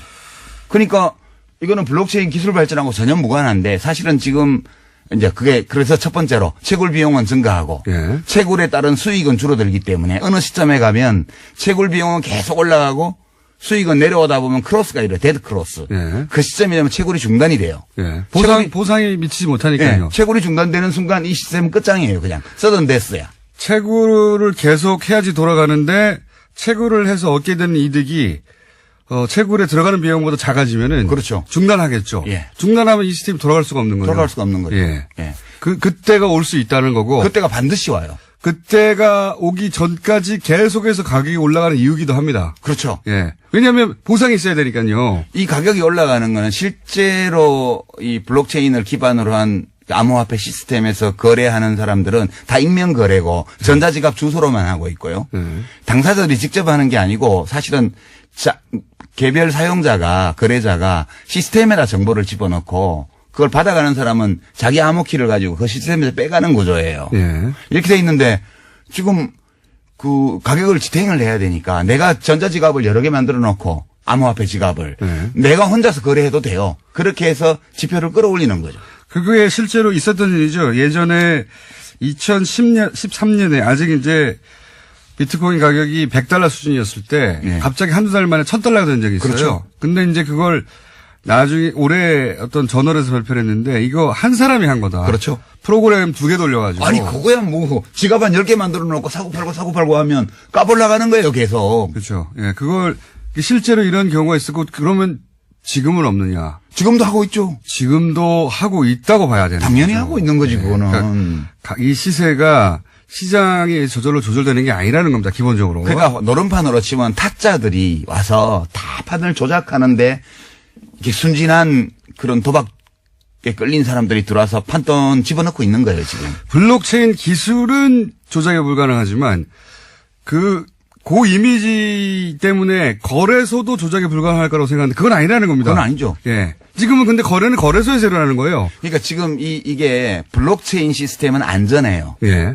그 기술적으로. 기술적으로 그다음에 안전하고. 블록체인 위에 얹어놓은 암호화폐 시스템, 특히 이제 좀 시스템이 다른 암호화폐도 있지만 여러 가지가 있습니다. 비트코인을 예를 들면 네. 원조니까 비트코인 시스템도 비교적 안전해요. 이게 해킹이 불가능한 건 아닌데 해킹을 해서 얻을 수 있는 이익이 별로 없어요. 그 해킹을 하는데 들어가는 노력에 비해서. 네. 그래서 시스템상 좀 안전한데 이건 내부 환경이고요. 이 시스템에 내부 환경의 맨 바깥쪽에 그 암호화폐 지갑이 있어요. 예. 지갑도 시스템 내부긴 한데 지갑은 응용 프로그램이거든. 앱이거든. 그렇죠. 예. 그래서 이거는 해킹에 완전히 안전하다고 볼 수 없고요. 일본 거래소가 털린다든가. 그런데 그건 뭐가 틀린 건지 몰라요 아직까지. 예. 이 전자지갑이 암호화폐 지갑이 털린 건지 틀렸면 왜 털렸는지 해킹을 뭐 당했는지 거래 정보가 털렸는지. 아니면 비밀번호가 노출된 건지 모르고요. 어쨌든 한 네. 5,700억 규모의 해킹이 며칠 전에 있었죠. 그러니까 이제 그 암호화폐 지갑은 절대적으로 안전하지는 않고요. 그다음에 거래소로 나가잖아요. 그거는 이 암호화폐 시스템 내지 블록체인 시스템의 외부 환경이에요. 지금 계속 얘기했지만 블록체인 기술 기반에서 거래가 이루어지는 게 아니다. 그렇죠. 그건 안전한데. 네. 그건 안전한 게 맞아요. 그 좋은 기술이 맞고. 근데 지금 거래소에서 이루어지는 건 그렇게 이루어지는 게 아니다. 그렇죠. 예. 그리고 거기를 해킹하면 속수무책이다는 그러니까 거죠. 해커들이 다 거기를 노리죠, 지금. 예. 이 비트코인 시스템의 외부 환경을 노리는 거예요. 예. 거래소요. 블록체인은 안전하다고 그러는데 왜 해킹이 일어나지? 이렇게 생각하실 텐데 지금 설명으로 이제 이해가 되셨을 거라고. 그리고 이게 이제 제가 왜 제일 난해하고 우아한 사기 사건이라고 그러냐 하면 인류 역사상 네. 수많은 투기 사기 사건이 있었는데 포커를 예를 들어 볼게요. 지금 네. 시중에서 이제 나와 있는 책들이 많은데 비트코인이나 암호화폐에 대해서 세 종류의 책이 있어요. 첫 번째는 포커. 네. 인간의 두뇌를 바꾼다. 네. 미래형 게임이다. 이거를 설파하는 책이 있어요. 이게 이제 김진화 씨 같은 분이 쓴 그 넥스트머니 비트코인 예. 이런 예. 책이 이 암호화폐가 인류의 미래를 바꾼다. 예. 이렇게 굉장히 투기를 하는데 그냥 투기가 아니고 인류 문명을 발전시킨대잖아. 네. 그런 류의 책이고요. 두 번째는 최근에 나온 책 중에 익명으로 신의 두뇌라는 닉네임으로 나온 책이 있는데 비트코인 1억 간다 이런 책이요. 네. 이거는 이제 이 포커를 해서 돈을 따는 기술. 네. 포커 알면 이긴다.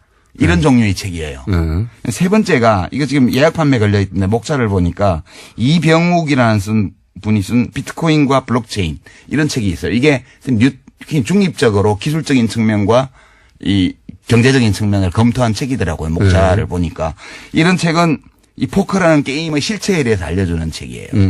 그래서 사람들은 되게 신의 두뇌라는 익명으로 쓴 이 책 비트코인 1억 간다. 대박. 이 책 보면 나 돈 벌 수 있지 않을까? 이게 많이 봐요. 베스트셀러 목록에 올라 있어요. 네. 근데 이게 다 이거 포커가 인류의 두뇌의 혁명을 일으키지도 않고요. 그러니까 비트코인이 뭐 사회 혁명을 일으킨 것도 아니고요. 그러면 여기 가서 돈 딴다는 이거는 포커 알면 이긴다 읽으면 누구나 포커에서 돈 따나요? 정상적으로 하면 딸 수 있겠죠. 그러나 여기는 타짜들이 설치는 시장이거든요. 그래서 못 따요. 네. 다른 사람도 있긴 있죠. 예. 운이 좋아서 따기도 하고. 운이 좋아서 따를 경우도 있죠. 예. 그래서 이 기술은 어느 시점에, 그러니까 요런 방식으로 돌아가는 것은 어느 시점에 종말을 맞이할 것이다. 이렇게 생각하시는 거죠. 어차피 2100만 개가 발행되면 네. 비트코인이 2100만 개가 발행되면 그러니까 처음에서부터 시작해서 주기적으로 반감해서 693만 번째 블록이 형성되면 끝나요. 네. 2100만 개째 그렇게 설계를 했죠, 처음부터. 예, 그렇게 설계되어 있고 지금 1700만 개 정도 발행이 돼 있거든요. 네. 지금 400만 개 남았는데 어차피 2100만 개 발행되면 더 이상 장부 지면이 늘어나지 않아서 네. 거래를 기록할 수가 없어요. 네. 그러니까 이 시스템은 종말이 처음부터 예정되어 있었던 거고 2100만 개까지 가기 전에 채굴 비용의 증가. 그죠? 네. 그다음에 난이도의 증가. 네. 이것 때문에 데드크로스가 일어나면서 그 이전에 다운될 가능성이 거의 99.999% 그렇게 전망하시는 거고. 예. 그것이 다운되는 순간 작업 증명이 안 되기 때문에 사실은 그렇죠. 시스템은 무용지물이 되는 것이고. 예, 시스템이 스톱되는 거예요. 그러면 비트코인은 코인이 아니고요. 그냥 디지털 데이터거든요. 예. 이 디지털 데이터는 이 블록체인 시스템 안에서만 의미를 가지는 건데 이 시스템이 다운되는 순간 가치가 제로예요. 그렇죠. 작업 증명이 안 되니까요. 예. 예. 이게 자, 이런 전망하에 이것이 기본적으로 도박이고 사기라고 이제 주장하시는 거예요. 이렇게 안 하시는 분들 계시지만 유시민 작가는 그렇게 생각하고 예. 있습니다. 뭐 저는 하나의 시각을 말씀드리는 거죠. 예. 예. 그래서 그게 너무 걱정이 되기 때문에 왜냐면 언제 터진다 이거. 터지죠. 예. 언제 터지냐의 문제일 뿐 터진다고 생각하시기 때문에 이거 사람들 진정시켜야 된다고 나오신 거예요. 그죠? 진정시킨다는 목적이 아니고 저는 제가 이 비트코인이나 암호화폐나 블록체인에 대해서 잘은 모르지만 그냥 보통 사람 시민의 시선으로 예. 이해할 수 있는 선까지 이해해 본 결과 예. 이거는 폰지 사기나 튤립 투기나 이거하고 근본적으로 동일한 사건이에요. 네. 그러니까 실체적인 가치가 제로인데 가격을 지탱하기 위해서 무한히 투자자를 끌어들일 수 있다는 전제를 두고 예. 이 시스템을 돌리고 있는 거거든요. 이거는 어느 시점에 가면 끝나는데 90대 중반에 다단계의 20대들이 엄청 끌려 들어갔던 거 기억나시죠? 예, 예. 그때 그 다단계를 설파한 사람들이 뭐라 그랬습니까? 이걸 유통혁명이라 그랬어요. 예. 중간 마진을 없애서 생산자와 소비자가 모두 이익을 보게 함으로써 이 자본주의 경제의 유통 시스템의 혁명을 가지고 올 수 있는 거라고 하면서 사람들을 끌어들였잖아요. 예. 이 모든 사기에는 명분이 필요해요. 근데 이렇게 문명의 혁신이라든가 또는 경제의 혁신이라든가 이런 거창한 논리를 끌어들이면 네. 왠지 내가 하는 투기가 가치가 있는 듯한 느낌을 줘요. 그렇죠. 예. 예. 그래서 사실은 규제한다고 하면 사람들이 화를 내죠. 화를 내는데 화내죠. 사실은 너 일확천금 노리는 거지? 라고 말하는 것과 마찬가지거든, 이 규제가. 그럼 기분 나쁘지. 그러면 속내를 들키기 위해서 움찔해요. 그러면서 야 기술 때문이야. 인류를 위해서야. 그런 심리 구조하고 비슷한 겁니다, 사실은. 딱 그거예요. 비슷한 게 아니고. 화를 내는 건 기술 때문에 화를 낸다고 다들 얘기하는데 그게 아닙니다. 그래서 너 돈 때문에 그러는 거지라는 속내를 들켜서 그런 거예요. 예. 지금 암호화폐가요. 돈 벌고 싶어서 이러는 겁니다, 다들. 암호화폐가 한 1,500종 가까이 돼요. 근데 이 중에는 정말 블록체인 시스템과 무관한 암호화폐도 있고요. 이 ICO라 그래서 지금 되게 유식하게 들리죠. 예, 예. 이니셜 코인 오퍼링이라고 네네네. 해서 주식 공개하듯이 네, 맞습니다. 코인을 팔아요. 예. 채굴 안 해요. 리플 같은 거 채굴 예, 안 해요. 예. 그래서 뭐 리플은 시스템이 요거의 단점을 보완하거나 혹은 변종이 많이 있거든요. 예. 그러니까요. 이제 이 사람들이 이거를 규제하자고 그러면 퍼블릭 블록체인을 왜 규제를 하냐라고 얘기를 하는데 제가 아까 말씀드렸다시피 이건 퍼블릭과 아무 관계가 없어요. 예. 어른은 나우프에서 어떤 이러니까. 공적인 목적도 없는 거예요. 그냥 아무나 들어올 수 있는 거를 사람들은 퍼블릭이라고 이름을 붙였고 이 사람들이 그다음에 프라이빗 블록체인이라고 하는데 그게 사실은 퍼블릭한 거예요. 공공적인 거예요. 그게 은행에서 이용할 수 있는 기능. 필요한 사람들이 특별한 동기부여를 코인 이런 걸 안 줘도 자기가 여기 가입해서 유형무형의 이익을 얻을 수 있는 사람들이 들어와요. 예. 그렇게 공공적 수요가 있는 분야에 공적인 어떤 효용을 가질 수 있는 블록체인을 프라이빗 블록체인이라 그러고요. 저는 선거를 이걸로 하면 좋다고 봅니다. 선거. 예. 그렇죠. 투표 시스템 국민 같은 투표 시스템, 선거 시스템을 이걸로 할 수 있죠. 그러면은 위 변조가 절대 불가능하거든요. 불가능하죠. 예. 그래서 실제로 에스토니아든가 거기서는 블록체인 기술을 원용해가지고 선거 시스템을 구축하고 있어요. 그러니까 10초마다. 그런 건 좋은 거예요. 10초마다 블록이 갱신되는 네. 이런 시스템을 도입하면 트랜잭션, 그러니까 거래 건수도 엄청나게 많이 처리할 수 있고 네. 그런 게 퍼블릭한 거죠. 그렇죠. 예. 근데 이거는 지금 이름을 퍼블릭이라고 붙여서 사람들 속이는 거예요. 이건 완전 프라이빗한 거예요. 이게. 그리고 사실은 이렇게 기술을 얘기하는 분들도 다 버블이 있다는 거 알아요. 알죠? 아는데 내가 돈 벌고 난 다음에 터지라고 하는 거예요. 본질은 그렇습니다. 예. 네. 그러니까 원래 이 비트코인 시스템이 사토시가 그 발표한 논문 제목이 피어 투 피어 네. 일렉트로닉 캐시 시스템이거든요. 그러니까 개인 간 직접 거래하는 그 전자화폐 시스템이라는 제목으로 논문을 냈고 네. 이게 취지가 중앙이 필요 없다. 탈중앙. 저는 그 정신을 존중합니다. 아니 뭐 어떤 데서는 존중할 수 있지만 화폐는 네. 꼭 그래야 되는 건 아니에요. 그러니까 그게 화폐로 넘어가서 그런데 중앙이 없다. 중앙 서버가 없다. 네. 그다음에 세계 어디서나 거래할 수 있다. 수수료가 없다. 근데 개뿔 수수료가 없어요. 지금 중앙은 채굴 업체하고 거래소가 중앙 노릇하고 있고요. 네. 수수료는 원래 사토시가 이 시스템을 발족할 때 최소 수수료를 0.00001 사토시. 그러니까 1억 분의 1 비트코인이 1 사토시인데 1000 사토시를 최저 수수료를 했어요. 네. 근데 지금은 실제 평균 수수료가 그 150배예요. 150배요. 예전에 며칠 전입니까? 며칠 전입니까? 이 비트코인 관련한 협회가 미국에서 네. 비트코인으로 입장권을 팔지 않았죠. 안 팔지, 못 팔지, 거래 못 해요. 그게 또 뭐 그런 이유도 있지만 또 하나는 실제 거래를 하려고 했더니 너무 오래 걸리는 거예요. 3일. 표를 사고 파는데 너무 오래 걸리는 거예요. 수수료도 15,000원. 그거는 지금 얘기한 대로 거래소가 아니라 직접 하려고 한 거거든요. 그러다 보니까 협회도 이걸 화폐로 사용하지 못한 겁니다. 못하죠. 예. 그게 지금 이벤트가 많잖아요. 이벤트가 ICO라는 이벤트를 하고 안쪽에는 코인 판매요. 지금 네. 최초 코인 발행. 이거는 채굴을 안 한다는 뜻이에요. 사용자들이. 네. 회사에서 코인을 다 만들어서 그냥 주식 팔듯이 팔아버리는 거예요. 그렇죠. 근데 돈을 받고 팔면 법에 걸려.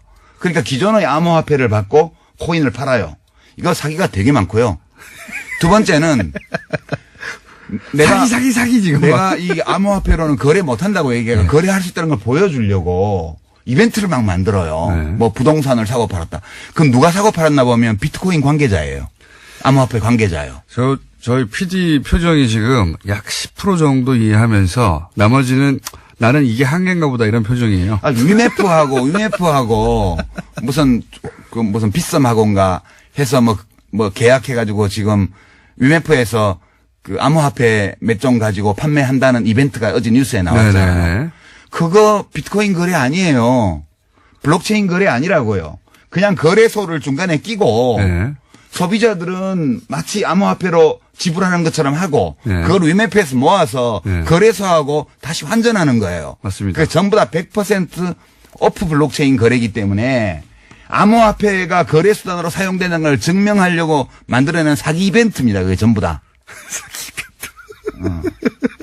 아니면 아니라고 말 좀 해봐요. 초강성 발언이 계속 나오고 있고요. 자, 실제 이제 이런 우려 때문에 규제 자체는 세계적인 추세죠. 지금. 그렇죠. 예. 어저께 다보스 포럼에서 뭐 유럽연합 정상들도 규제해야 된다고. 예, G20도 이제 하겠다고 하고. 근데 이게 한국 거만 해가지고는 우리도 겪었지만 그리고 다른 나라도 다들 겪고 있지만 한국 거만 해가지고는 여기 규제가 좀 생기면 다른 데 가거든요. 가도 돼요? 예. 제 말은 G20이 이제 그걸 자꾸 겪다 보니까 자기들끼리 단일한 규제안을 만들자 이런 얘기를 하고 있다고 하더라고요. 아니 뭐 단일한 규제를 해도 좋은데 일국적 규제를 해도 돼요? 이거는. 우리 아니 뭐 온라인 도박 단속을 뭐 유엔에서 해야 되나? 근데 이제 밖으로 빠져나가서 계속 하는 거죠. 아 그거는 P2P 거래밖에 안 되죠. 예. 그렇다 하더라도 돈을 계속 거기에 제 말은 뭐냐면 사고는 나는 겁니다. 사고. 무슨 사고가 나냐면 이게 이제 바다 이야기가 자꾸 나와요. 바다 이야기가.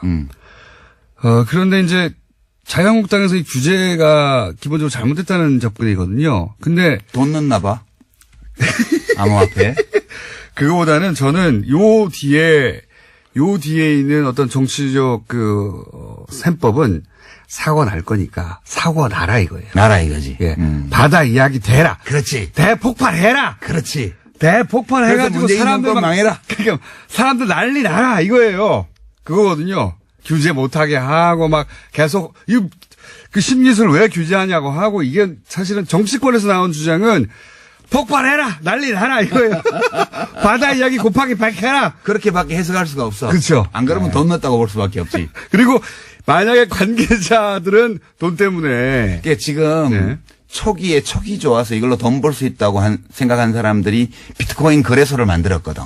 네. 근데 이게 막장에 왔다는 걸 알아요. 그 사람들이 전문가니까. 그래서 어디로 빠져나가냐 하면 명분을 챙겨야 되잖아. 돈은 이미 벌었고. 네. 그래서 이게 이렇게 말하면 명예훼손일 수도 있는데 내가 한번 논쟁해보자고. 하시고 명예훼손 당하고 우리 방송 뜨고. 그래서 거래소들이 뭘 하냐 하면 비트코인 아니 블록체인 협회라는 걸 만들었어요. 그래서 네. 진대재 전 정통부 장관님을 대표로 모셔서 어저께 그렇죠. 보니까. 예. 상징적인 분인데 여러 의미에서. 예. 근데 명분은 블록체인 기술을 개발하기 위해서 뭘 한다는데 예. 사실은 블록체인 기술을 연구한다는 건 명분에 불과하고 거래소들이 이미지 개선을 위해서 지금 블록체인 협회를 만든 거라고 저는 봐요. 그렇게 개인적 의견입니다. 그렇지. 개인적 의견은 필요할 수 있는 거 아닙니까? 교통방송은 공식적인 입장과는 무관하죠. 예. 제 생각과도 무관하고 유시민 작가의 개인적인 의견으로 고소하려면 저쪽에 뭐 하려면 하라 이거지. 혼자 하시고요. 자, 살짝 동의하는 바이고요. 근데 이런 얘기도 할게요. 이제 이게 그러면 유시민 작가의 혼자만의 생각이냐? 이렇게 생각하는 사람이 많이 있습니다. 유럽 중앙은행장 같은 경우도 가상화폐가 돈이 아니다. 뭐 여러 나라의 중앙은행장들이 이건 도박이다, 투기다 이런 얘기 많이 했어요. 아, 사실. 그거는 기득권자라서 그렇대잖아. 그러니까 꼰대들이라서 그렇대잖아요. 미래의 기술에 관심이 없고 현재의 기득권을 지키는 데만 급급한 자들이기 때문에 이 블록체인 기술에 대한 이해도가 낮고 암호화폐를 탄압하는 거다. 이게 그분들의 주장이에요. 그렇죠. 그죠? 맞습니다. 그래서 그 토론회 때 무슨 얘기 하셨잖아요. 비유가 뭐더라 그거? 뭐 있는데 건축 기술 어쩌고저쩌고 한 거예요. 저 블록체인 기술은 건축술이고 예. 비트코인은 집이고 그 마을회관 지어놨더니 가보니까 도박장이 돼 있더라. 예. 그래서 도박 단속 하니까 왜 건축을 탄압하냐. 예. 그렇게 얘기하는 거하고 똑같다고요. 그런 거죠. 예, 결국은. 예. 그런 얘기입니다. 그리고 이제 그 외에도 이 해킹 얘기를 또 하는 이유는 아까도 얘기했던 일본 최대 거래소가 코인체크라고 있어요. 이게 이제 유명해진 이유가 20대 천재 해커가 만들었다고 했거든요. 처음 출발을. 천재 해커가 만들었기 때문에 해킹이 안 된다. 그런 게 어디 있어요? 이렇게 출발을 한 거예요. 그래서 사람들이 굉장히 많이 신뢰하고 최대 거래소가 됐는데 이제 5,700억 규모 해킹이 됐어요. 문제는 이 거래소에 이 피해자를 보상할 돈이 없어요. 없어요. 5,700억이 어디 있습니까? 없어요. 그래가지고 지금 그 부분 거래가 중단된 채 어떻게 보상할지 보상 계획을 발표를 못하고 있어요. 그렇기도 하고 2014년에도 똑같은 곡스라고 세계 최대. 망했죠, 거기는. 예, 거기는 망했죠. 그래가지고. 예, 아예. 풀려가지고. 줄 돈이 없으니까. 네. 예. 그런 위험도 노출돼 있습니다. 계속해서. 뿐만 아니라요. 예. 지금 비트코인 1,700만 개 발행된 것 중에 비트코인 예를 들면 네. 상당수가 이미 없어졌다는 거예요. 그러니까 이게 개인 키를 분실하면요. 찾을 길이 없어요. 우리가 은행에서는 네. 거래하다가 비밀번호 뭐지? 잊어버렸다. 이러면 인적사항 들고 주민등록증 가서 확인하면 변경할 수 있잖아요. 네. 그래서 내 돈 찾을 수 있어요. 근데 이 암호화폐 지갑은 내 공개 키하고 개인 키하고 두 개를 쓰는데 개인 키를 분실하잖아요. 네. 그러면 끝이에요, 그걸로. 절대 못 찾아요. 비가역적이에요. 완전히 안전해요. 완전히 안전해요. 아무도 못 찾아요. 아무도 못 찾아요. 절대 찾을 수 없어. 네, 그 다음에 자기 개인 키를 누출을 하잖아요. 네. 누출을 하면 그거를 가져간 사람이 내 지갑에 암호화폐를 다 털어가도 그 사람이 누군지 절대 못 찾아. 확실하게 비가역적이고 안전해요. 자, 그러면 현재 정부의 규제 수준에 대해서는 어떻게 생각하십니까? 규제 수준은 이제 좀 효과적으로 우선 큰 그물을 쳤어요. 네. 그러니까 가상계좌 발행에 대한 규제를, 네. 발급에 대한 규제를 한 거죠. 그렇죠. 그래서 실명 거래로만 할 수 있도록 하고, 네. 그리고 벌집 계좌라고 해서 거래소 임원이 자기 법인 계좌 자기 이름으로 그렇죠. 만들어 놓고 그것다가 새끼 DB를 만들어 가지고 막 거래하는 네. 이걸 못하게 일단 막은 거죠. 네. 이러면 일단 큰 건 망한 거죠. 큰 거는. 블록체인과는 무관한 오프 거래의 상당 부분을 막은 거예요. 이거는 일단 투기 열풍을 좀 식히는 데는 이제 대정요법으로 이름 걸고 해야 되니까 이제 바로 효과가 나죠. 큰 손들이 못 움직이는 거죠. 이렇게 되면. 예. 그리고 의심 거래는 얼마 이상짜리는 바로 이제 세무당국에서 들여다보고 예. 금융당국에서 들여다보니까 일단 큰 손들 타짜들이 설치는 거를 막는 효과도 있고요. 예. 그다음에 속없이 몰려드는 소액 투자자들이 막 몰려드는 것도 좀 막을 수 있죠. 예. 주춤해지게 되죠, 당연히. 예. 예. 아예 거래소를 폐쇄, 이게 법무부의 시각이라는 거는 저는 그럴 수 있다고 봅니다. 이거 하우스잖아. 이렇게 본 하우스죠. 거거든요. 하우스로 본 거거든요, 법무부도. 그러니까 법무부는 당장 폐쇄도 옵션으로 가져야 된다. 이렇게 치고 나온 거예요. 저를 요새 법무부 직원들이 좋아한대요. 법무부 시각은 이 중에 범죄적 요소를 바라본 제 겁니다. 예. 기사가 나가면 밑에 그런 게 있다고 보면 돼요. 이 기사를 법무부 직원들이 좋아합니다. 자, 이렇게 받아들이시면 좋을 것 같아요. 물론 비트코인 투자하신 분도 있고 동의하지 않는 분도 있을 텐데 비트코인과 관련한 긍정적인 뉴스는 넘치고 넘쳐요. 그럼요. 세상에 넘치고 넘치고 투자해서 얼마를 벌었다는 사람도 있고 가격이 얼마다는 얘기 어마어마한 가격이거든요, 지금. 잘 보셔야 돼요. 예. 이 우리가 좀 인터넷으로 뉴스를 보잖아요. 예. 보면 미국의 새로운 코인 암호화폐를 발행한 그 ICO를 성공적으로 한 어떤 CEO 인터뷰가 쫙 나옵니다. 예. 내용을 이렇게 분석을 해보면 아무 내용도 없어요. 그 코인이 어떤 기술적 기반을 갖고 있는 코인인지에 대한 설명도 없고요. 네. 자기들이 성공적으로 했고 투자에 참여한 사람이 몇 명이고 얼마를 모집했고 이거 쭉 나온 다음에 맨 밑에 보면 거래소 광고가요. 배너가 뱅뱅뱅 반짝반짝합니다. 거기 들어오라고요. 이게 지금 기사의 형태로 나와 있는 광고죠. 광고. 예. 이게 인터넷에는 완전 널려 있거든요. 하우스 광고죠, 그게. 하우스 광고죠. 예. 네. 조심하셔야 돼요. 자, 워낙 긍정적인 뉴스만 넘치고 있다 보니까 이렇게 생각하시면 되겠습니다. 유시민 작가가 우려되는 바를 반대적으로 확 한번 혼자라도 이런 점들이 있다. 이거 봐야 된다. 확 꺾어줄 필요가 있다고 생각하시죠. 제가 뭐 혼자 다 하실 수 있을지 모르겠었는데. 아니 뭐 디지털을 이해 못하고 뭐 하는 그런 60된 꼰대다 이런 말을 듣는 한이 있어도 그건 아니에요. 이 뭐 기술이요. I don't care예요. 이 기술이 생각보다 좋은 기술이나 블록체인 기술이 뭐 너무 어려운 거 아니에요. 그럼 제가 설명을 야동으로 들어서 그렇지 퍼즐하고 그거 사실 이게 문과는 이해 못 해가지고 이게 모르는 소리 한다. 그렇게 어렵지는 않아요. 그렇지 않습니다. 네. 그렇지 않고요. 유시민 작가가 본 본질은 이러하다는 겁니다. 네, 이건 사기에 가깝다. 이건 사기에 터진다. 가까운 게 아니라 사기예요. 네, 저는 사기에 가깝다고 표현할게요, 그냥. 진행자라서 조심스러워졌네. 청수가 언제부터 이렇게 변했나. 교통방송이 사람 많이 버려놨네. 네, 그렇게 생각됩니다, 저도. 저도 계속 먹고 살아야 하고, 여기서. 소송은 본인이 당하시고요. 자, 그 관점 오늘 전해드렸고, 혹시 못 알아듣겠다. 또 필요하다. 브레이크 한번 더 세게 걸어야 되겠다. 그럼 저희가 유시민 작가를 긴급 조달해가지고 네. 납치해서 다시 모시는 것으로. 뭐 누구 같이 나와서 얘기해도 돼요. 저는 누구와도 뭐 모르는 건 모른다 그러고. 본인이 문제가 아니고 다른 사람이 안 나와요. 아, 그래요? 상대방이 유시민 작가가 토론하시죠. 안 나와요. 정말? 섭외가 안 됩니다. 네. 네, 두드려 맞을까봐. 네, 섭외가 안 돼가지고. 샌드백은 제가 하는 것으로 하고, 오늘은 1차전으로 하겠습니다. 1차전. 왜냐면 이게 금방 해결될 일은 아닌 것 같거든요. 제가 보기에. 네. 자, 1차전 치르신 유시민 작가였습니다. 감사합니다. 예, 고맙습니다. 김성태 의원 혹은 뭐 홍준표 대표 안 나오셨는데 이렇게 문자가 많이 나오는 경우가 없는데 많이 나왔습니다. 자. 블록체인 기술로 투표하게 하는 거 대찬성입니다. 저 이 생각 오래전부터 해왔습니다. 예. 이거야말로, 우리 정부에서 블록체인 기술로 무엇을 할 수 있는지, 예, 입증할 수 있는 영역이고, 미래 가치가 충분한 영역이라고 봅니다, 저는. 그리고 다른 나라에서 시도해서, 예, 에스토니아 같은 나라에서는, 실현된 것으로 저는 알고 있습니다. 그게 투표까지 이루어졌는지는 모르겠어요. 기술 개발은 된 걸로 알고 있는데. 자, 공장장 야동에 집착하지 마세요. 쉽게 하려고 제가 한 거예요. 쉽게 하려고.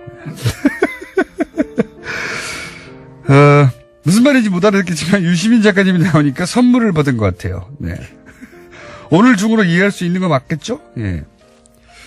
그래서 저희 PD 얼굴을 보면 제가 보기에는 내일도 이해 못 하실 수도 있습니다. 예. 그 외에도 아주 문자가 대략 한꺼번에 500개 이상이, 유시민 작가 문자만으로 500개 이상이 따라왔네요. 예. 비트코인 관심들이 많으시고, 예. 이렇게 설명해 주는 사람들이 없다 보니까. 그리고, 덕분에 오늘 소송 당했으면 좋겠네요. 유시민 작가. 소송 당해서, 예. 또 한 번 화제가 되고, 뉴스공장 잘 되고, 예.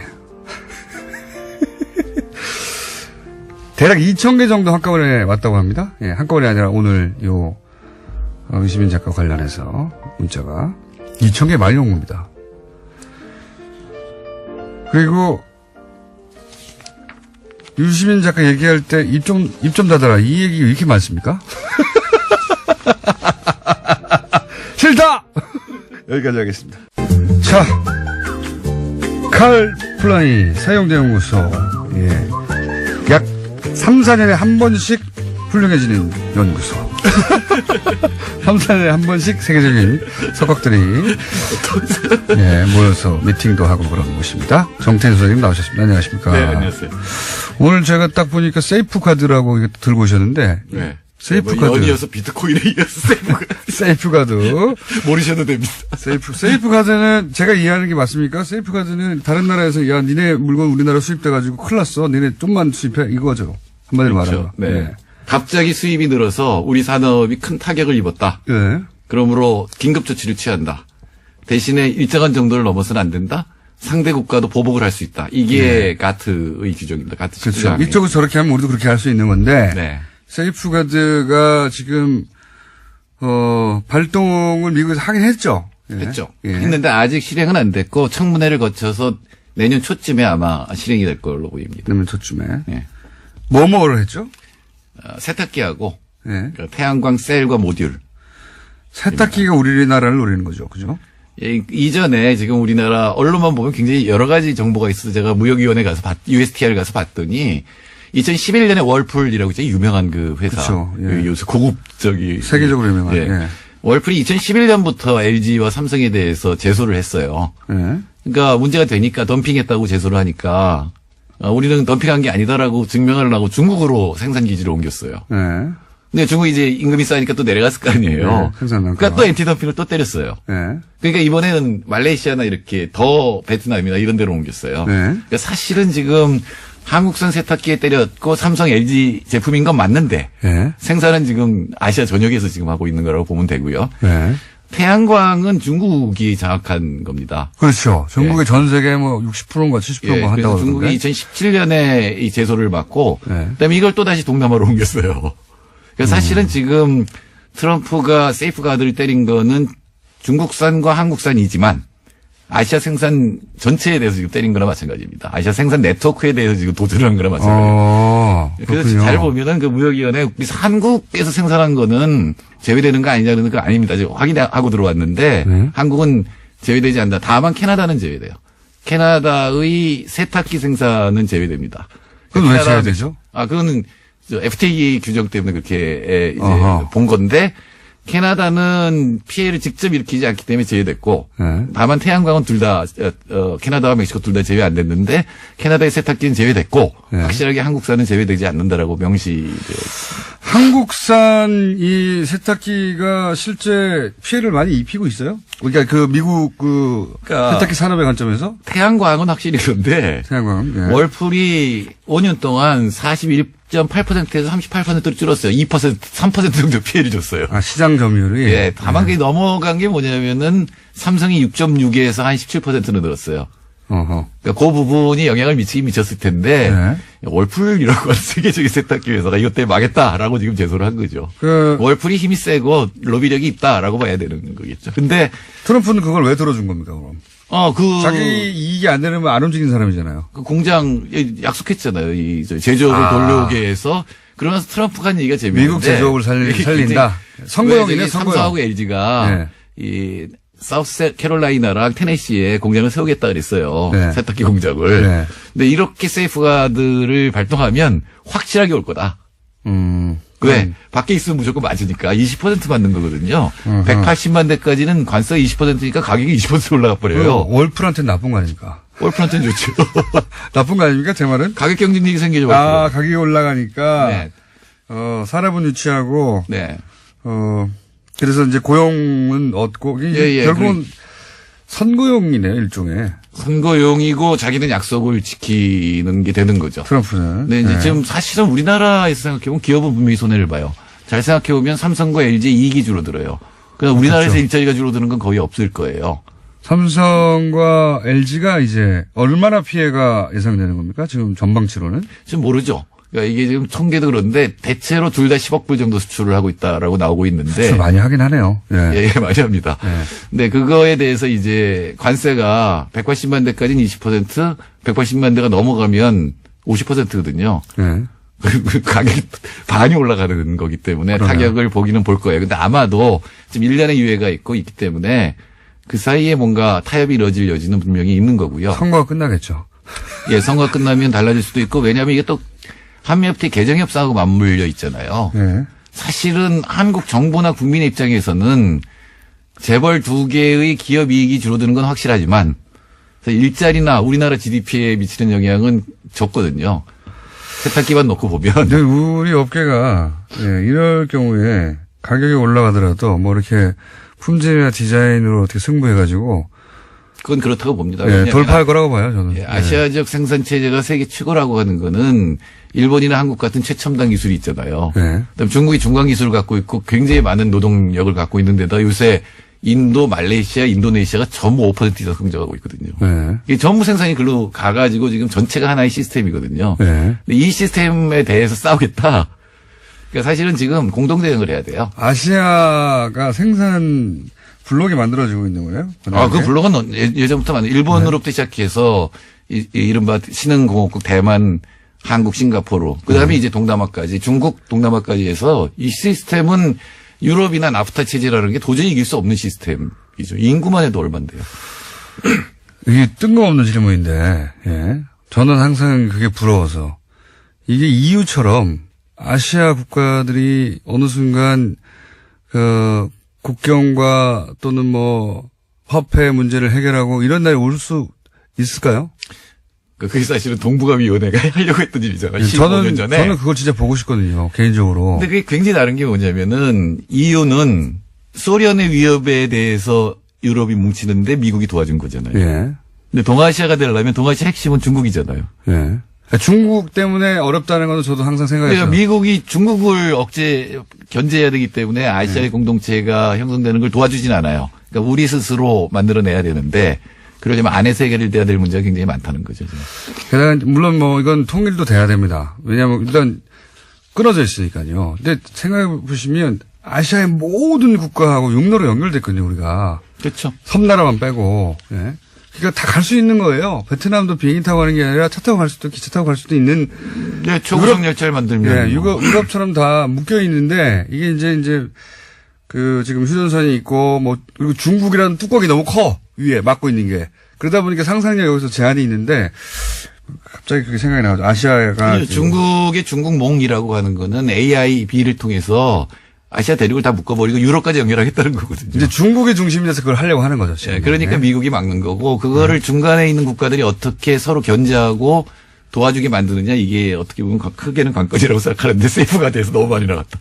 그러니까요. 우리가 지금 몇 분 남았는지 모르네. 예. 2분 남았네요. 세이프가드 돌아와가지고 미국이 어쨌든 세이프가드를 발동해가지고 우리나라에서 특히 영향을 받는 세탁기에 대해서 그러면 지금은 몇만 대 팔고 있는데 앞으로는 몇만 대밖에 못 판다는 겁니까? 뭐 그거는 알 수 없고요. 한국 정부는 어떻게 해야 될까를 네. 얘기를 해야 되는데 지금 김현종 본부장은 네. 수익 급증도 증명할 수 없고 세탁기의 경우 예. 그다음에 산업 피해도 증명할 수 없기 때문에 이건 WTO에서 이긴다. 아, 제소에서 이길 것이다. 예, 그다음에 보복 세이프가드는 안 합니까 혹시? 아니요, 그건 이제 그럼- WTO에서 하는 거는 오래 걸려요. 그래서 별 효과는 없는데 예. 태양광은 사실 중국 문제예요. 어떻게 보면은. 네.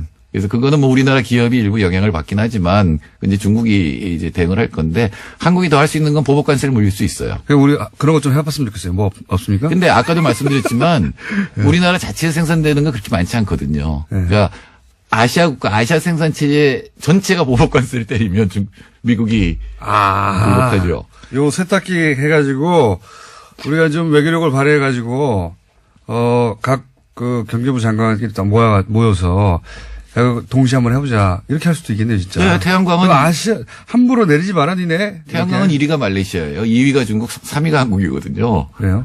예, 네, 그러니까 같이 공동 대응할 수 있는 방안이 있는 거고 또 하나는 미국 내에서 이 움직임이 혹시 정부에 있습니까? 같이 공동 대응하는?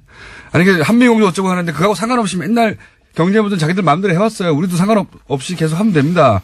돈 문제에 있어서는 방법이 있나요? 지금 WTO 제소까지는 얘기가 나왔고 네. 아마 미국에서 재판하는 것도 생각은 하고 있을 거예요. 그러나 아시아 국가들이 같이 한다는 건 아직 못하는 것 같아요. 아시아 국가들끼리 모여가지고 미국을 상대로 세이프가드를 동시에 때리는 거죠. 아니 그건 뭐 생각할 수도 있는 겁니다. 왜냐하면 가장 피해보는 건 동남아 국가들. 그런 거 좀 해봤으면 좋겠어요. 그런 거. 그리고 또 하나 당부하고 네. 싶은 거는 시간이 잘 아시겠지만 이거밖에 안 트럼프의 협상 전략이잖아요. 뭐 선물하면 예스 땡큐 그러고 처음부터 다시 시작이잖아요. 네. 여기서 그거 받는다고 공격하면 바뀌지 않거든요. 네. 그걸 다 연계해서 장기 플랜을 세워야 되겠죠. 그러면 아시아 떼거리 세이프가드를 한번 해보자 생각이 듭니다. 여기까지 하겠습니다. 정태인 소장님의